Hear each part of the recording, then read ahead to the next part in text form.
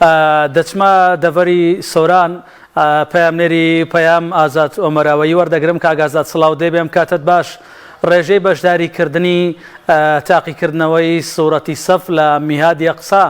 لە سۆران و ناوچەی باڵەکایەتی لە چاستێکدایە. بەڵام ئاستازانە سڵاو لە تۆ لە بینەرانی بەڕێزیش بێتن دیارە تاقیکردنەوەکە بەرەو کۆتایی ئەڕواتن هۆڵەکەی من کەلەیم ڕێژێکی زۆر تاقیکردنەوەیان کردو هۆڵەکەیان بەجێهێشتووە دیارە ڕێژێکی زۆر لە هاوڵاتیان بەشداریان لە تاقیکردنەوە لە پرۆژەی میهادی قورئان کردووە کەوا سوورەتی سەف تاقیکردنەوەی تێدا دەکرا خۆشبەختانە ڕێژێکی زۆر لە قوچکان لە بەیان لە سۆران بەشداریان کردووە هەروەها لە قەزای ڕەواندوز و لە قەزای خەریفان هەروەها لە ناحیەی باسڵمە و هەریر بەشداریان کردووە هەروەها لە ناوچەی باڵەکایەتی هەریکە لە ناحیەی قەسرەوە لە قەزای سۆمان تاقیکردنەوەکە ئەنجام ئەدرێتن دیارە زیاتر لە 1000 کەس لە سنووری ئیداری سۆران بەشداری لەم تاقیکردنەوەیەدا ئەکەن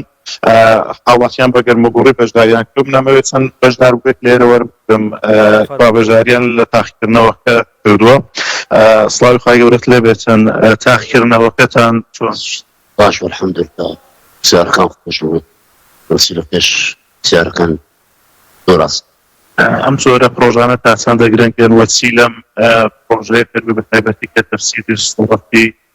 ساڵ باس لە چی ئەکات وڵاهی ئەزاریەکە و بە شێوەیەکی گەشتی خۆی زۆر میخوابێت لە سەرەتا خوای گەورە داوای یەکسەفی لە موسڵمانان دەکات و هەوڵ پێ بکوشت